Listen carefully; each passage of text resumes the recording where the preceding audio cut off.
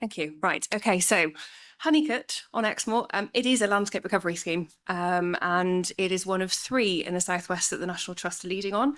And I am the archaeologist that's supporting all of them, which is great. It's good fun.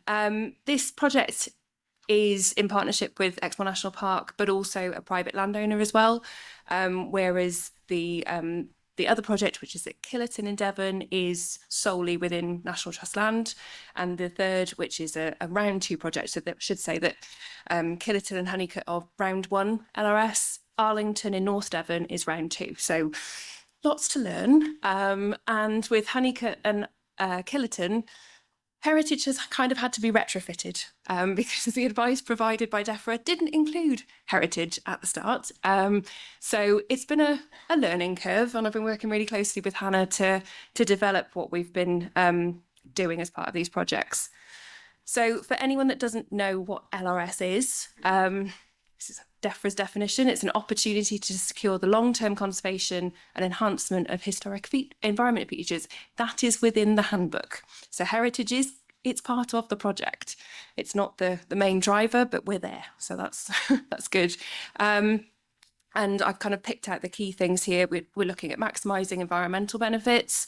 We're abiding by legal requirements. So there's EIA, UCO, all of those sorts of things within this.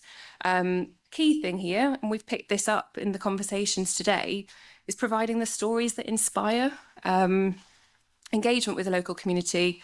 And, you know, this links back to other conversations over the last couple of days, making a real and tangible connection and contribution.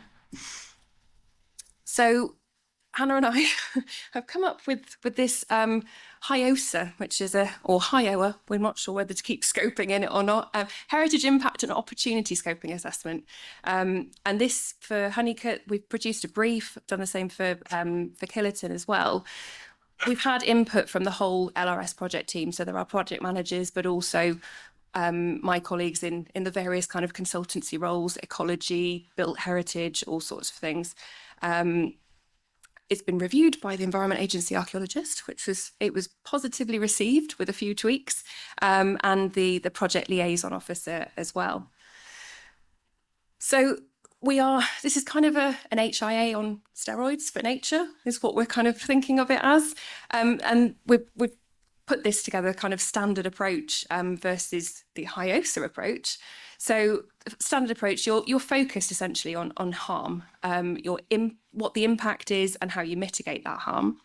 We're addressing the impacts of the proposals, but we're not necessarily always thinking about the opportunities at that point.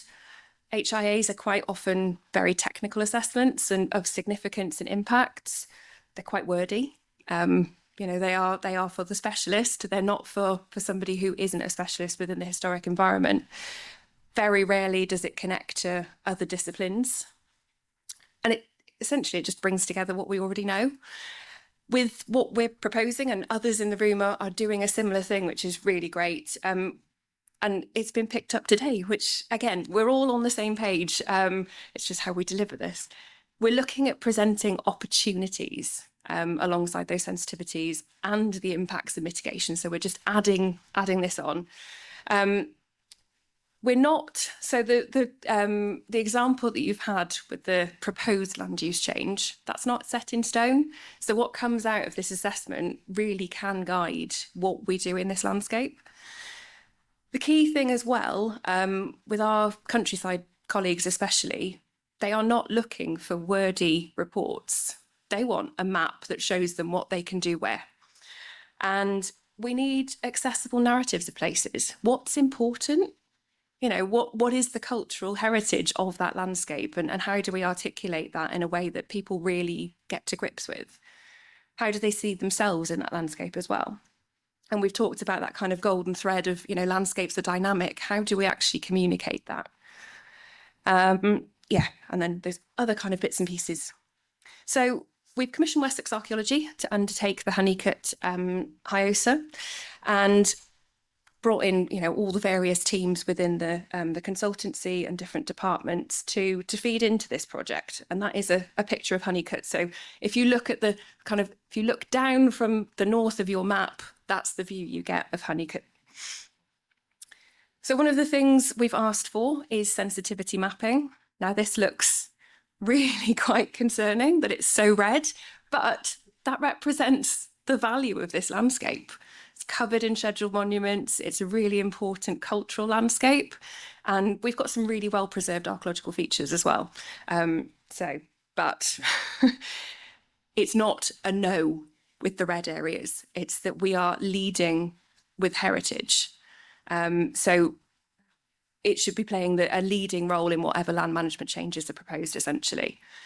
The amber areas, it needs to be considered, but it's not the be all and end all necessarily. And then green is where, well, it's either areas of very low archaeological potential or we don't know, and do we need to know? And then we've got the impact mapping, which again has been really positively received by our countryside colleagues. They can see the areas that are the most important archaeologically, culturally. And this is the opportunity mapping. So I have to say that we are in the process of kind of just tweaking the outputs of this at the moment. So we've had not the final draft of this yet, but this is a kind of an extract of some of the opportunities that Wessex have identified. So we're looking at reinstating lost orchards potentially, water meadows and land management opportunities, ancient woodland, and this has been utilising historic landscape characterisation and all sorts of data sets that can help us identify those opportunities. I won't mention that one. The other thing that we are asking for with this is the output. So this all comes with a cost for DEFRA. So the landscape recovery schemes, you have a 2-year project development phase, and then you apply for a 20-year implementation. And you need to put all of your costs forward at that point. So as part of this assessment, we're also looking to identify where we need that further information, where we're not sure of the potential, or we just need a bit more information to identify where we can do exactly where we want to do. So, for example, geophys, and this is from the Killerton one because we don't have that yet.